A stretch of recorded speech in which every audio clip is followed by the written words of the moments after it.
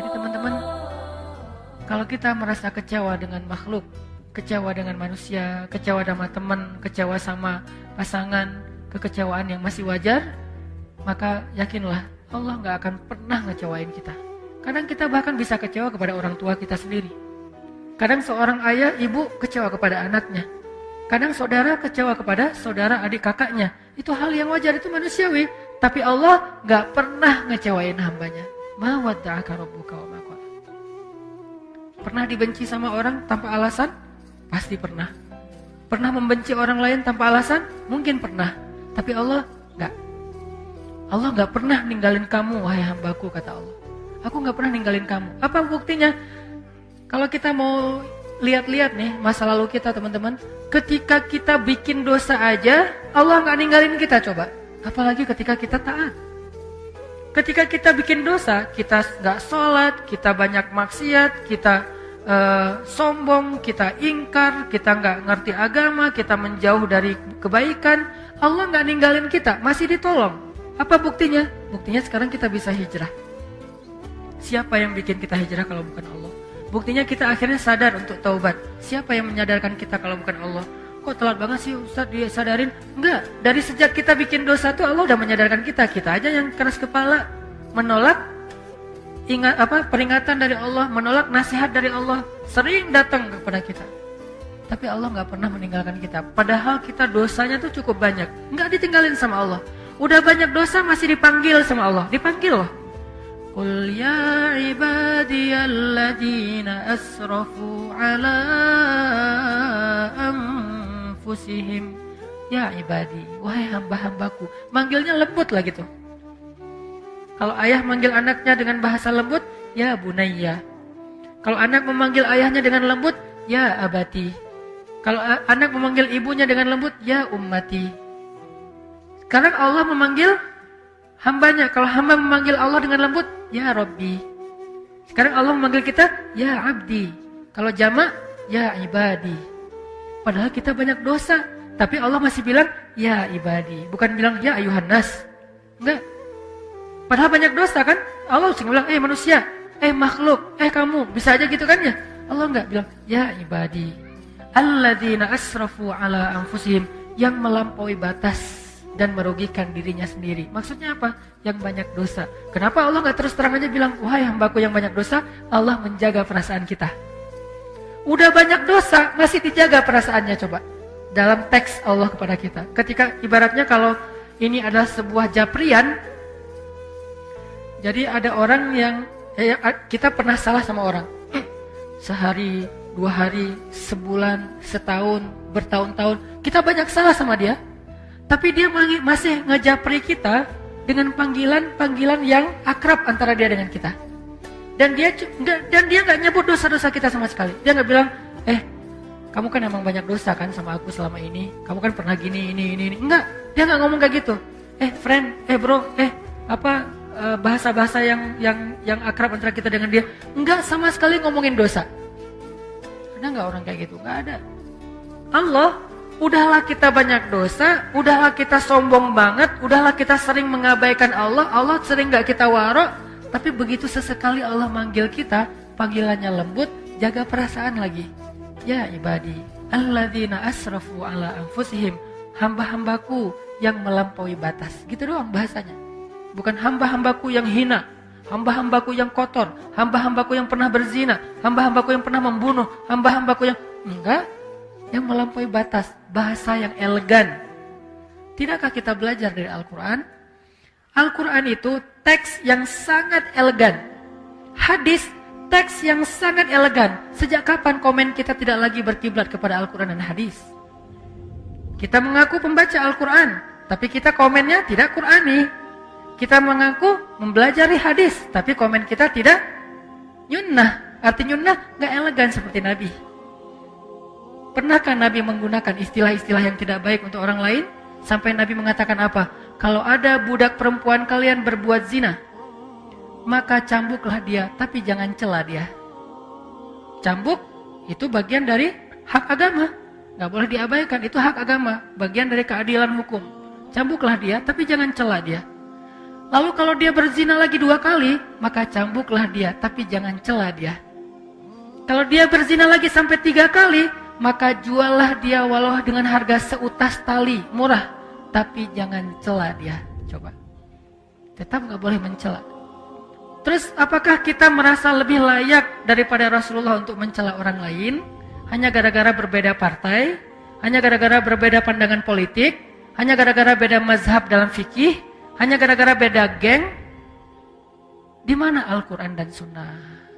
Di mana Al-Quran dengan teks elegannya? Di mana Sunnah dengan teks elegannya? Kita mengaku Al-Quran dan Sunnah. Bahkan kita mengaku sebagai ahlinya. Ahlinya apa? Ahlus Sunnah. Yang paling berpegang dengan Sunnah. Di mana elegannya? Bukankah Nabi itu terkenal dengan tabligh? Apa arti tabligh? Kemampuan berkomunikasi yang paling baik. Sehingga ketika Nabi bicara, semua orang ngerasa nyaman dengan ucapan Nabi. Soal diterima atau ditolak, itu masalah egonya. Tapi nyaman, pasti. Nyaman dengan mendengar ucapan Nabi. Sehingga Allah mengajarkan kita, bahkan kepada orang yang udah ngecewain Allah, Allah masih bilang, ya ibadi. Sampai ketika Nabi Musa mau ketemu Jibril, Allah tahu banget Musa. Karena Musa orangnya, karena beliau adalah orang yang gagah, karena beliau adalah orang yang terbiasa bicara belak-belakan, beda dengan Harun. Musa dan Harun ini 2 karakter yang berbeda. Harun diplomatis. Kalau Musa, dia apa adanya karakternya. Karena Allah tahu kayak gitu, akhirnya Allah bilang, waqula lahu qawlan layyinan. Nanti kalau ketemu Firaun, jangan lupa ya, ngomongnya pelan-pelan aja. Ya Allah. Layyin, yang lembut, yang santun, jangan marah-marah. Ketemu siapa? Firaun. Apakah kita lebih rendah daripada Firaun? Sehingga kita layak untuk dimarahi atau kita memarahi orang lain? Apakah teman kita hanya beda masalah sepele, dia lebih jelek dari Firaun? Enggak. Kalau ke Firaun aja dibilang qula lahu qawlan layyinan, lalu siapa yang kita ajak bicara? Sejak kapan istri kita boleh kita sebut dengan ucapan yang buruk? Sejak kapan suami kita boleh kita sebut dengan ucapan yang buruk? Sejak kapan ulama kita boleh kita panggil dengan ucapan yang buruk? Bahkan menyebut kata si saja tidak pantas untuk ulama atau orang yang berdakwah. Apakah dia lebih rendah daripada Firaun hanya gara-gara beda mazhab dan persepsi tentang masalah agama? Tidak. Jadi Allah kepada orang yang marah, kepada orang yang mengecewakan Allah aja, Allah bilang ibadi alladzina asrafu ala anfusihim. Terus gimana itu dengan Abu Lahab? Hanya Allah yang tahu siapa yang layak digituin. Nabi aja nggak tahu. Nabi ketika turun ayat baru dibacain. Enggak Nabi duluan kan yang memanggil, dia Abu Jahal. Enggak, Allah yang nyuruh. Dia Abu Lahab, Allah yang nyuruh, tabban. Tapi kalau yang lain, Nabi enggak. Bahkan orang munafik aja dirahasiain namanya sama Nabi, coba. Yang tahu nama-nama orang munafik siapa? Huzaifah ibn Yaman. Sahibus sirri Rasulillah. Dialah yang menjaga rahasia Nabi, Huzaifah ibn Yaman. Nabi nggak ngasih tahu nama-nama orang munafik terus diposting, dirilis di media sosial biar semua orang tahu nih munafik ya, ini munafik, ini munafik. Enggak, kenapa? Karena Nabi tidak mau mencela orang lain. Cukup Huzaifah aja yang tahu. Kenapa? Biar nanti kalau ada apa-apa Huzaifah bisa mengambil sikap. Sampai Umar aja nanya ke Huzaifah, ya Huzaifah, kan Nabi ngasih tahu kepada kamu siapa daftar orang munafik. Kira-kira boleh nggak saya tanya satu hal? Apa Umar? Saya termasuk nggak di antara mereka? Umar aja khawatir. Saya termasuk nggak saya di antara orang munafik? Huzaifah tersenyum. Karena Huzaifah respect banget sama Umar dan pastinya Umar bukan orang munafik. Huzaifah nanya, karena itu bukan rahasia kan? Enggak, wahai Umar, kamu nggak termasuk munafik lah. Alhamdulillah ya Allah. Gitu, dan itu bukan basa-basi teman-teman, bukan pencitraan. Kalau kita berada di posisi Umar nggak akan nanya kan? Kepedean banget kan kita, kegeeran. Masa sih gua munafik? Kayaknya nggak banget deh. Gitu kan ya? Umar, sekelas Umar bin Khattab, orang nomor 2 di sisi Rasulullah setelah Abu Bakar, itu masih ragu, saya munafik enggak ya? Huzaifah, saya termasuk enggak? Kata Huzaifah, enggak, wahai Umar, kamu enggak termasuk lah. Kata Umar, kalau gitu di antara pejabat saya ada enggak? Nah, kata Huzaifah, ada sih. Yang mana? Rahasia. Nabi suruh saya menjaga rahasia, saya enggak akan ngebocorin. Ya udah deh, kalau gitu ntar saya juga tahu lah. Gimana caranya? Kalau ada pejabat Umar yang meninggal, Umar nggak akan datang mensolati dia kalau nggak ngelihat Huzaifah datang mensolati dia. Kalau Huzaifah nggak mensolati, oh berarti dia tuh emang munafik. Jadi caranya nunggu Huzaifah ibn Yaman. Sampai Huzaifah wafat baru nggak bisa lagi kedeteksi mana orang munafik. Sehingga di zaman sekarang tiba-tiba kita mengklaim orang lain munafik. Tapi kalau kita mengatakan itu sifat nifak, ya munafik sama nifak beda teman-teman. Munafik itu orangnya, nifak itu sifatnya. Jadi tanda-tanda kemunafikan. Tapi orangnya belum tentu disebut munafik. Tanda-tanda artinya jangan sampai kita mirip dengan tanda-tanda itu. Gitu. Makanya Allah bilang, ya ibadi, alladzina asrafu ala anfusihim, la taqnatu min rahmatillah. Jangan berputus asa dari rahmat aku, kata Allah. Kepada siapa? Pendosa. Yang ngerasa, aduh kayaknya dosa saya udah kebanyakan nih, gak akan diampuni. Kata Allah, kenapa kamu berpikir kayak gitu sama aku? Kamu hambaku. Walaupun kamu banyak dosa, aku tidak akan pernah mempersulit kamu untuk dapat ampunan. Jangan putus asa, minta ampun lagi. Ya Allah, dosa saya tuh sebanyak langit dan bumi. La ubali, kata Allah. Aku gak peduli berapa banyak dosa kamu. Coba sebaik apa Allah. Ya Allah, dulu kan saya sering nge-reject engkau. Engkau panggil saya sehari 5 kali, saya reject. Kalau dipanggil sama atasan, saya datang. Dipanggil sama pacar, bukan datang lagi, lari. Kalau engkau yang panggil, saya abaikan ya Allah. Gak apa-apa, kata Allah. Coba, kurang pemaaf apa? Sehari 5 kali Allah manggil kita, teman-teman. Ngajak ketemuan. Gimana bahasa Allah ngajak ketemuan?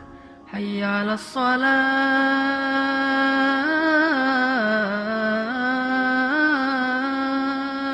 Hambaku, ketemuan yuk. Kalau bahasa kita kan? Bahasa resminya apa? Mari kita sholat. Sholat itu artinya apa? Ketemu Allah kan? Kalau kalian seolah-olah kalian melihat Allah, kalau tidak melihat seolah kalian yakinlah Allah melihat, ketemuan gitu. Allah ngajak ketemuan, bahasanya kalau diterjemahin selama ini resmi. Saya lebih senang menerjemahkan bahasa daily kita lah. Arti hayya 'alas shalah dalam keseharian kita, yuk ketemuan yuk. Allah ngajak kita ketemuan. Padahal kita yang butuh Allah, Allah gak butuh kita, tapi Allah yang ngajak kita ketemuan. Hayya 'alas shalah.